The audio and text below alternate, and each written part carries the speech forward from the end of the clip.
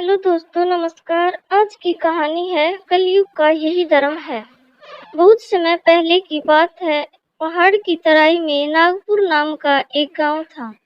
उस गांव में एक बुढ़िया अपने इकलौते बेटे किशन के साथ रहती थी, जिसका विवाह उसने अपने गांव से थोड़ी दूर बसे एक दूसरे गांव में कर दिया था। एक दिन बुढ़िया ने अपने बेटे किशन से कहा कि बेटा, अब मुझसे घर का कामकाज नहीं होता। तुम जाकर बहू को मायके से ले आओ, मुझे बुढ़ापे का सहारा मिल जाएगा। माँ की बात सुनकर किशन अपनी पत्नी को लाने के लिए अपने ससुराल के लिए चल पड़ा। उसके ससुराल के रास्ते के बीच एक घना जंगल पड़ता था। वह जब जंगल के बीच से जा रहा था तो उसने देखा कि रास्ते के किनारे पर पेड़ों के गिरे हुए पत्तों और फूलों आदि में आग लगी हुई थी। उसने देखा कि इस जलती हुई आग के पास ही एक सांप की बिल है। बिल में से सांप बार बार अपना सिर बाहर निकाल रहा है, लेकिन आग की गर्मी के कारण सांप बाहर नहीं निकल पा रहा है था। बुढ़िया के बेटे को आता देखकर सांप जोर से चिल्लाकर बोला, अरे भाई, मुझे इस आग से बाहर निकालो, तुम्हारा बड़ा एहसान मानूंगा। बुढ़िया के लड़के ने कहा, तुम तो सांप हो, तुम्हारा क्या भरोसा, तुम बिल में से निकलने के बाद मुझे काट सकते हो। सांप ने कहा कि यह तुम कैसी बात कर रहे हो, तुम इस मुसीबत में मेरी जान बचाओगे और मैं तुम्हें काट लूंगा, यह कैसे हो सकता है। ऐसी बात तो सोची भी नहीं जा सकती, मुझ पर भरोसा रखो।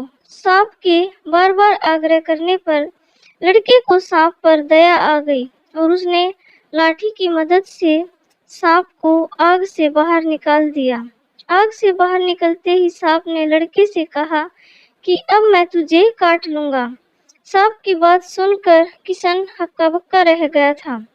डर से कांपते हुए उसने कहा, लेकिन तुमने तो मुझसे न काटने का पक्का वादा किया था। सांप ने हंसते हुए कहा, अरे तू मूर्ख है, यह कलयुग है। कलयुग में कहने और करने में जमीन आसमान का अंतर होता है। यहाँ भलाई का बदला बुराई से दिया जाता है। यही इस कलयुग का धर्म है। मैं तुम्हें काट कर कलयुग का धर्म जरूर निभाऊंगा। लड़के ने कहा, यदि काटना ही है तो काट लो, पर मेरी तसल्ली तो करवा दो कि कलयुग का यही धर्म है। सांप ने लड़के की बात मान ली। लड़का सांप के साथ जंगल में चरती हुई एक गाय के पास गया। लड़का गाय को पूरी घटना सुनाकर बोला कि गाय माता, अब आप ही न्याय करो। गाय बोली कि सांप ठीक कह रहा है, तुम मुझे ही देख लो, घास खाकर दूध देती हूँ, खेती के लिए बछड़े बैल देती हूँ, लेकिन मेरे बूढ़े होने पर यह इंसान मुझे कसाई के हवाले कर देता है। यही इस युग का न्याय है। सांप ने कहा कि अब तो तसल्ली हो गई कि मैं ठीक कह रहा हूँ। लड़का गिड़गिड़ाया और बोला कि किसी एक से और बात लेते हैं, अगर उसने भी यही कहा तो मैं तुम्हें नहीं रोकूंगा।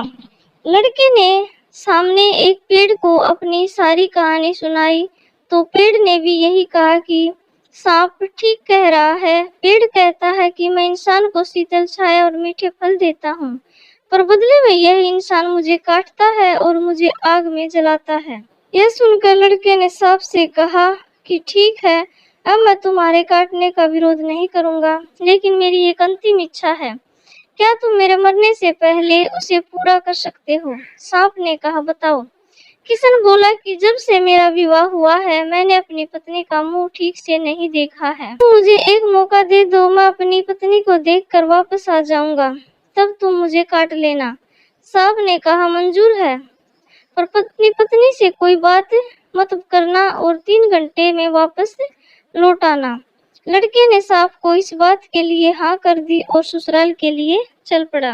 जब लड़का अपने ससुराल पहुंचा तो दूर से ही उसने देखा कि उसकी पत्नी आंगन में कुछ काम कर रही थी।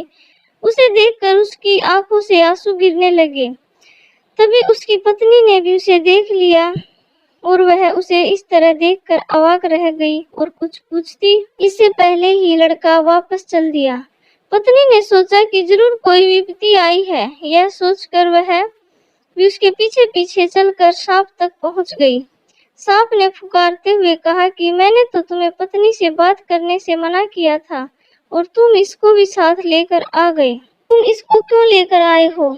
इस पर पत्नी ने कहा, इन्होंने तो मुझसे बात भी नहीं की, यह बिना कुछ बोले ही वापस आ गए, तो मैं इनके पीछे पीछे चली आई। लड़के ने अपनी पत्नी से बात करके सारी बात उसको बता दी और उसके बाद सांप से बोला कि मैं मरने के लिए तैयार हूँ, तुम युग धर्म का निर्वाह करो। जैसे ही सांप लड़के को काटने के लिए तैयार हुआ, तभी उसकी पत्नी ने सांप से कहा कि थोड़ा रुक जाओ, तुम्हें मैं काटने जा रहे हो, तुम मुझे सिर्फ इतना बता दो कि इनके बाद मैं अपना गुजारा कैसे करूंगी। सांप ने कहा, इसका समाधान मेरे पास है, अगर तुम मेरी इस बिल के 7 फेरे लेकर बिल को खोद लोगी तो मैं तुम्हें सोने से भरे हुए 7 गड्ढे मिलेंगे, उससे तुम्हारी जिंदगी आराम से गुजर जाएगी। लड़के की पत्नी ने कहा कि मैं तुम्हारी बात पर कैसे विश्वास कर लूं?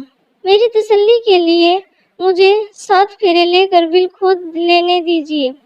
सांप लड़के की बात मान गया।